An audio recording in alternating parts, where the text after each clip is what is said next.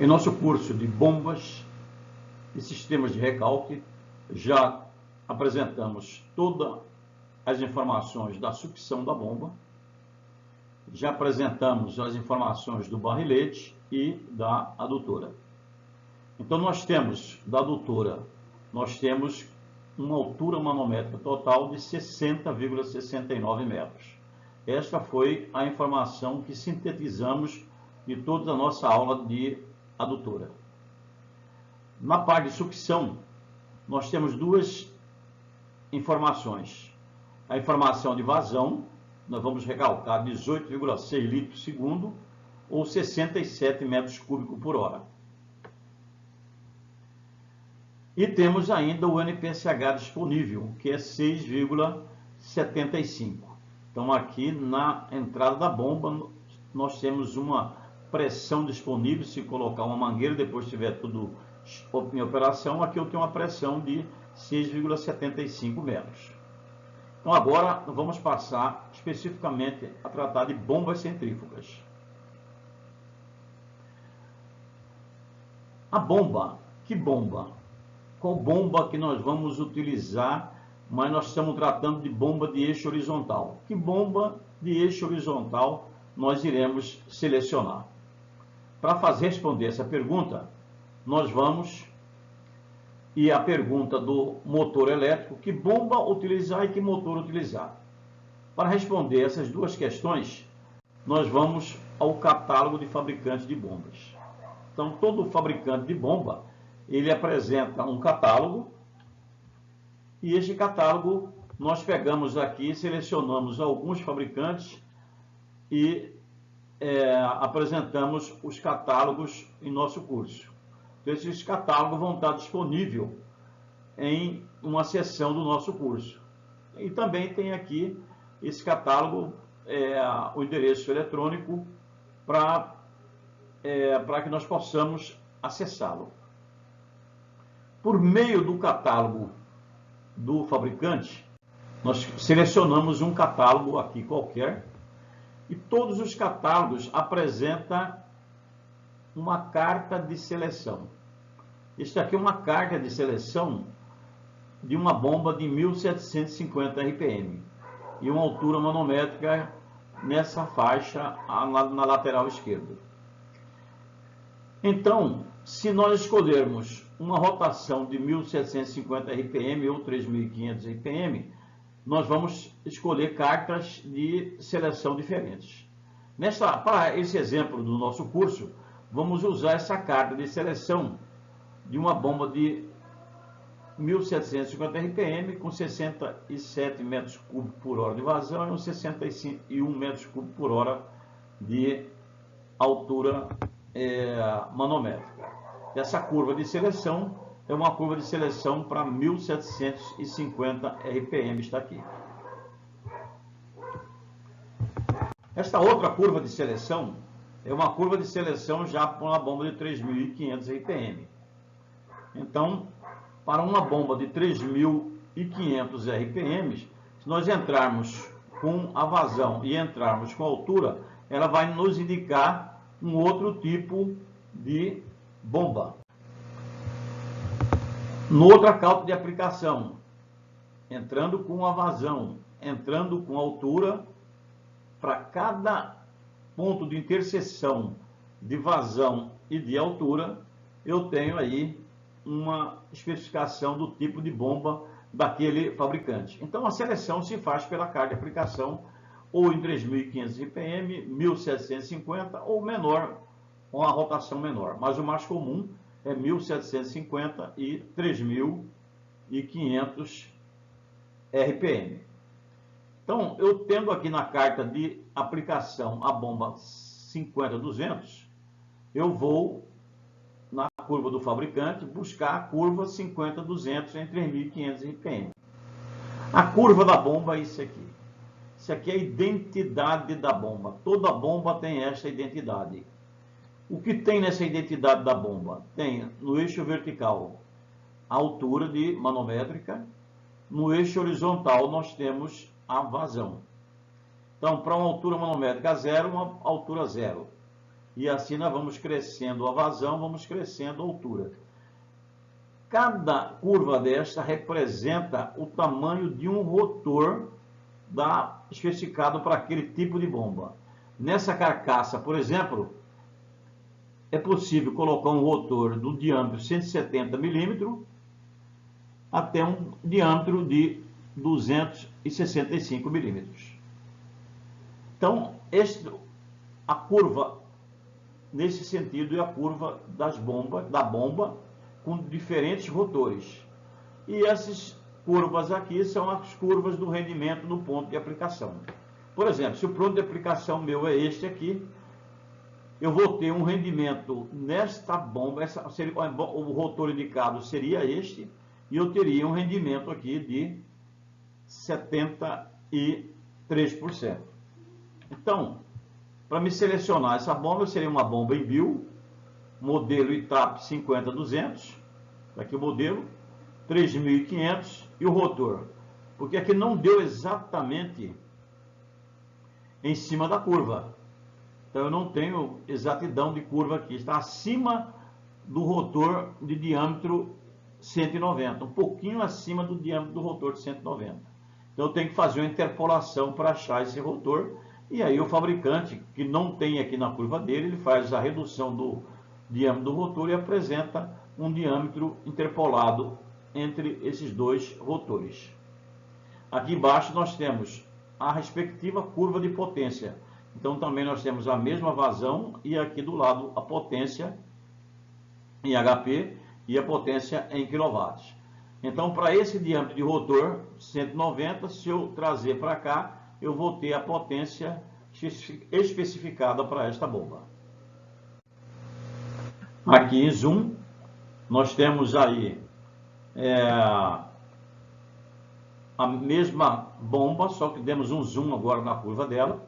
Entramos aqui com a vazão, entramos aqui, quando entramos com a vazão e entramos com a curva, com a altura manométrica, na interseção aqui seria uma bomba que tivesse a curva deste ponto aqui.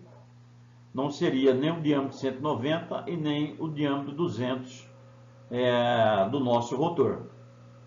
Então, e nesse ponto que é o melhor ponto de operação, nós temos aí um rendimento de 72%.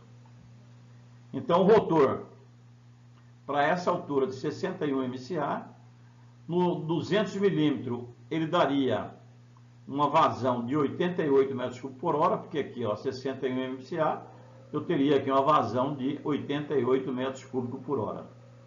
E se eu usar o diâmetro de 193 milímetros acima do rotor de 190, foi feita uma interpolação, eu vou ter uma vazão de 67 metros cúbicos por hora.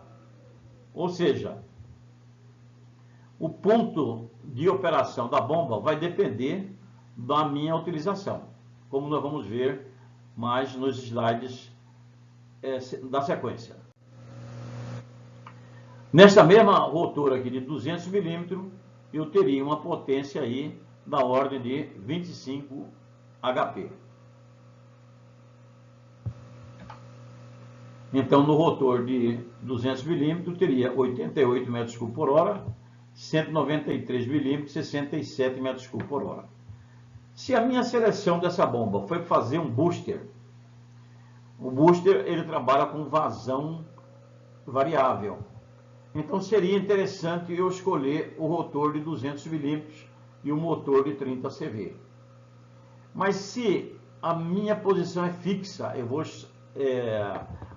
ter um ponto fixo de estrutura de instalação da bomba, é um ponto fixo de chegada no reservatório, aí sim eu colocaria um rotor de 123 milímetros e o motor de 25 CV com 3.500 RPM. Aqui nós temos uma outra carta de seleção de baixa rotação. Se fôssemos selecionar uma bomba de baixa rotação, então nesta carta de seleção nós íamos buscar essa bomba 80-400/2. Então essa é a bomba 800-400/2 em 1750 RPM. ela atende a esse ponto de operação. Então vamos lá naquela bomba de 1770 RPM. Então a mesma coisa, entramos com a vazão, entramos com a altura, no ponto de interseção seria a curva da bomba. Então essa é a curva da bomba que atende o meu ponto de operação. E se descermos aqui na curva de potência, para o rotor selecionado, para esse rotor, nós vamos obter aqui do lado a potência que cobre esse ponto de operação. Então, neste caso, a seleção da nossa bomba seria uma bomba em Bill, modelo ITAP 80400/2, com 1770 RPM. E qual que seria o rotor? Então, essa é a incógnita do rotor. Nós vamos dar um zoom aqui na curva da bomba. Nesse zoom da curva da bomba, nós podemos ver que a interseção do ponto de vazão com o ponto de altura manométrica ocorre fora de uma das curvas ofertadas no catálogo do fabricante. Isso não significa que nós não podemos usar essa bomba.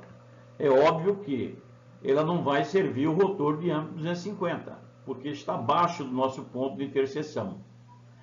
Mas podemos usar o diâmetro de 290, se precisarmos de vazões maiores para a mesma altura, ou então especificar um rotor entre 250 e 290, interpolando aqui as minhas curvas.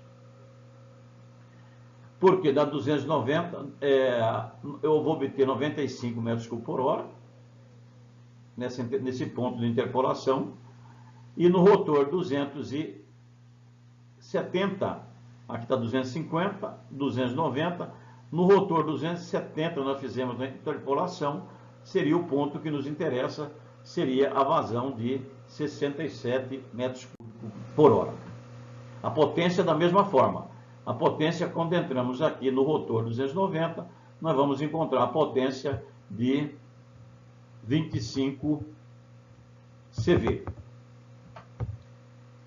Então, a nossa seleção, nós temos o par de vazão e temos o par de altura manométrica. Se eu for usar para um booster com mudança de vazão, não há problema nenhum de eu utilizar um rotor superior. Eu vou usar, a diferença, eu vou usar um motor de 30 cavalos. Mas se eu vou usar uma posição fixa, eu já faço a seleção daquele rotor, porque ela vai trabalhar naquele ponto e é imutável o ponto da bomba. Então, eu vou trabalhar com um motor de 25 CV, com a rotação de 1770 RPM. Com essas informações das características da bomba, nós vamos ver as suas dimensões básicas. Então, aqui nós temos a voluta, nós temos a saída do recalque, nós temos aqui o cavalete, a voluta e a entrada de sucção e as dimensões da base. Essas informações também constam no catálogo do fabricante. Então, neste catálogo do fabricante, por exemplo, as medidas da bomba, se eu entrar com a bomba 50-200, nós vamos ter um rotor, aliás, uma entrada do tubo de sucção de 65 milímetros e um diâmetro de recalque de 50 milímetros, além das outras dimensões. Então, em 3.500 RPM, nós temos uma entrada da tubo de sucção de 65 milímetros, está aqui, do recalque 50 milímetros, o diâmetro do recalque, C1, está aqui o C1, que é uma informação da carcaça da bomba, 425 milímetros, C2 110 e um comprimento da bomba L de C1 mais C2, 535 milímetros. Se essa bomba for uma bomba em 1770 RPM, nós já temos o diâmetro de sucção de 100 milímetros, o diâmetro de recalque de 80 milímetros. Está aqui, 100 milímetros, 80 milímetros, para aquela nossa bomba 80-400/2. Comprimento 1, 479 da carcaça, C2, 210 e um comprimento da bomba 689. Observe que a bomba de baixa rotação ela é mais robusta do que uma bomba de rotação maior. Qual bomba eu vou utilizar então? Eu tenho duas situações aí bem distintas. Então, algumas considerações devem ser feitas. Primeiro, qual a qualidade da água a ser bombeada no tocante à presença de areia, silt e argila, elementos abrasivos? Normalmente, uma água com altíssima turbidez, nós buscamos utilizar bombas de baixa rotação. Para a água tratada, não faz diferença bomba de alta rotação ou baixa rotação. Mas para líquidos abrasivos, é interessante bombas de baixa rotação. O nível de ruído no local da instalação, sendo que uma bomba de baixa rotação tem menos ruído do que uma bomba de alta rotação. E limitação de custos. A presença de elemento abrasivo conduz à seleção de uma bomba de baixa rotação, assim como a necessidade de redução de ruídos, pois as bombas de baixa rotação são mais silenciosas que a de alta rotação. Os motores elétricos elevam seus preços à medida que reduzem a sua rotação, porém os desgastes associados à alta rotação são maiores que os de baixa rotação. Então a decisão é resultado da análise das ponderações, além da robustez da bomba, pois quanto maior a rotação, menor a bomba. A vazão é diretamente proporcional à rotação. Então, aumento a rotação, aumento a vazão. Diminui a rotação, eu diminuo a minha vazão. Agora, é de fundamental importância entre essas duas bombas que nós verificamos, é de fundamental importância, sendo que as duas atendem na curva de vazão e altura manométrica, verificar se ela atende quanto à cavitação.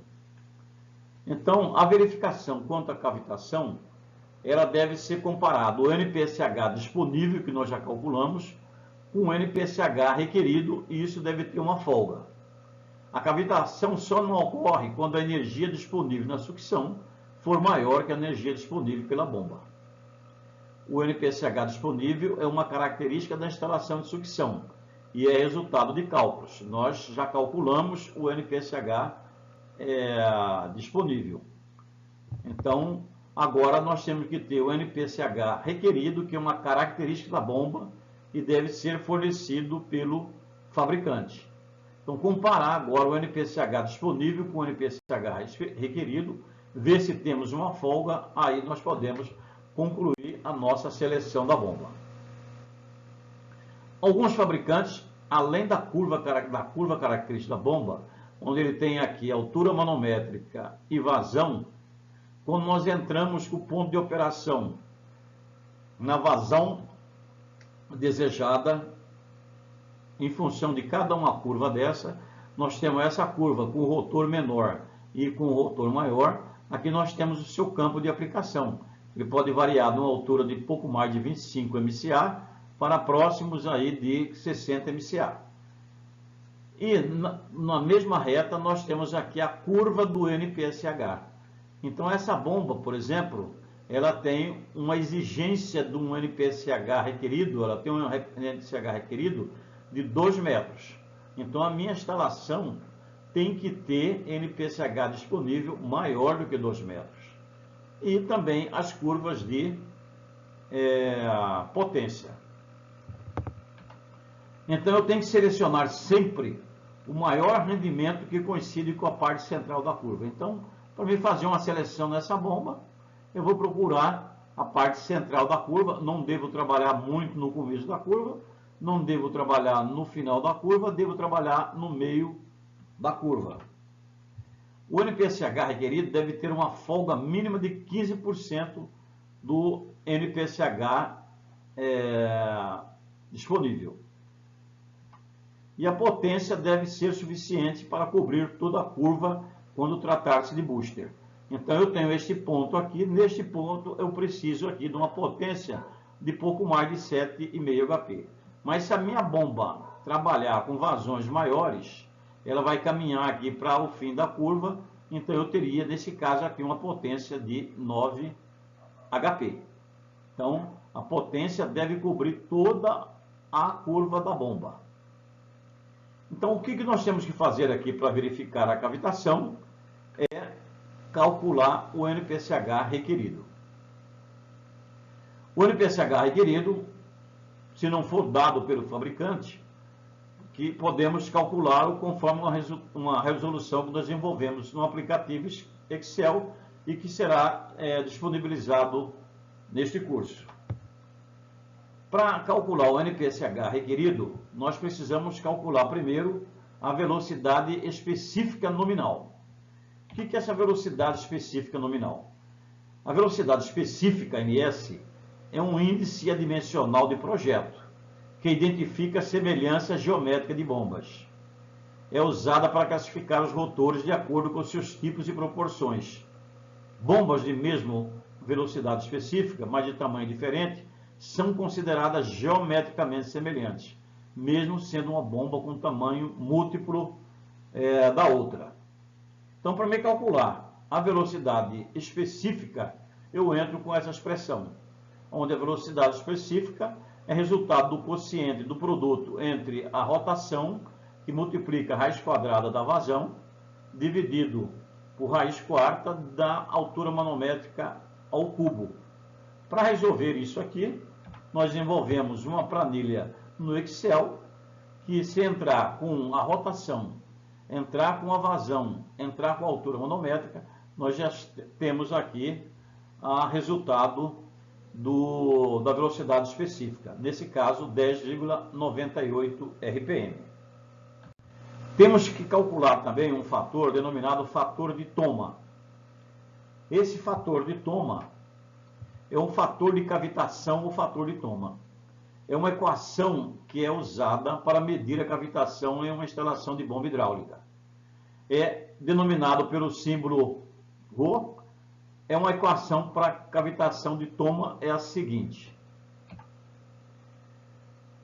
O fator de toma é o produto de uma constante φ pelo produto da rotação específica elevado a 4/3. Aonde este fator ele é constante, igual a 0,0011 para as bombas centrífugas, e o N é a velocidade específica. Então, o fator de toma, substituindo essas informações da constante igual a 0,011 e substituindo a rotação específica, que nós já calculamos em 10,98, nós obtemos um fator de toma de 0,026835. Então, calculado o fator de toma,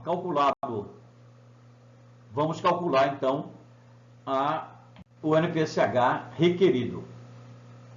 O que é o NPCH requerido? O NPCH requerido, ou pressão mínima exigida na entrada da bomba para evitar a cavitação. Então, nós já calculamos lá atrás o NPCH disponível. Nós temos um valor em metros por coluna d'água. Aquele valor do NPCH requerido é uma identidade da minha instalação. Cada instalação tem um NPCH requerido. Agora nós vamos, temos um NPCH disponível.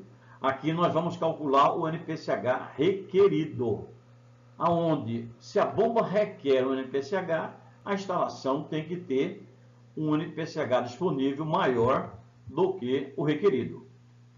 Então, o NPCH requerido é resultante do projeto da bomba e é controlado pelo fabricante. O fabricante da bomba deverá saber informar o NPCH requerido por suas bombas operando em determinadas condições.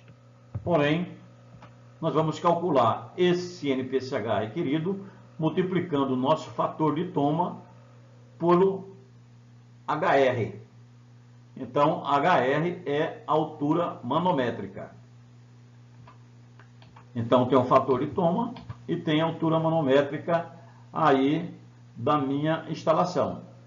Então, o fator de toma seria o NPCH 0,026835 vezes a altura manométrica 669, eu tenho um NPCH requerido de 1,63. Então, vamos enfatizar essa situação. Nenhum técnico quer ser responsável pela instalação de uma bomba que opere com ruído, vazão reduzida e vida útil abaixo do esperado. Quando está operando nesse estágio, nós estamos tendo uma bomba que está operando com cavitação. Então, para assegurar uma operação silenciosa, livre de cavitação, o técnico deve certificar que o NPCH do seu sistema, que é o NPCH disponível, é maior que o NPCH requerido pela bomba. Quando o usuário enfrentar problema de ruído e vibração excessiva, o primeiro passo é verificar o cumprimento da regra acima. A regra é que o NPCH disponível tem que ser maior do que o NPCH requerido no ponto de operação. O ponto de operação de uma bomba é o lugar geométrico onde a curva da bomba cruza com a curva do sistema. Então, eu tenho aqui a curva do sistema, que nós já mostramos como que calcula, e aqui a curva da bomba. Neste ponto, nós temos uma vazão e temos uma altura.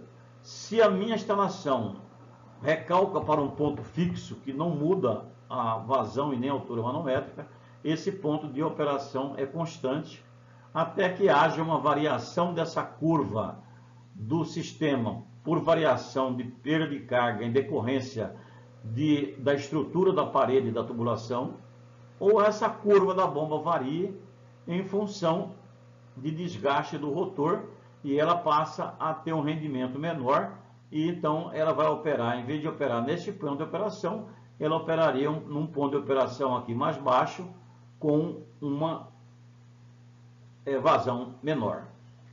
Então, nesta condição de seleção de bombas, nós já temos o seguinte resultado da seleção. Nós já temos uma vazão definida, uma altura geométrica de sucção já definida da minha instalação, um NPCH disponível já calculado, um diâmetro de sucção já calculado de 200 mm, um barrilete de 100 mm já calculado, um diâmetro de recalque já calculado de 150 mm, e nós selecionamos uma bomba Embil ITAP 50-200 com 3.500 RPM, um rendimento de 72%, um rotor de 290 mm e um NPCH requerido de 1,63 metro. Então, como o NPCH requerido de 1,63 metros, nós temos aqui, então, agora, faltando a potência e a tensão que nós vamos operar este equipamento. A plotagem da curva da bomba para me colocar no sistema, o que eu faço? Eu venho aqui na curva da bomba, e para cada vazão vou lá no rotor e tiro uma altura manométrica. Uma vazão, vou no rotor, outra altura manométrica. Uma vazão, vou no rotor e outra altura manométrica e faço uma tabela de altura manométrica e vazão. Então aqui, no ponto máximo, 81, nós temos a vazão 0. 81, que é uma curva plana, uma vazão de 20. 80, 30 e assim por diante, variando aqui a altura manométrica, nós temos aí a consequência vazão.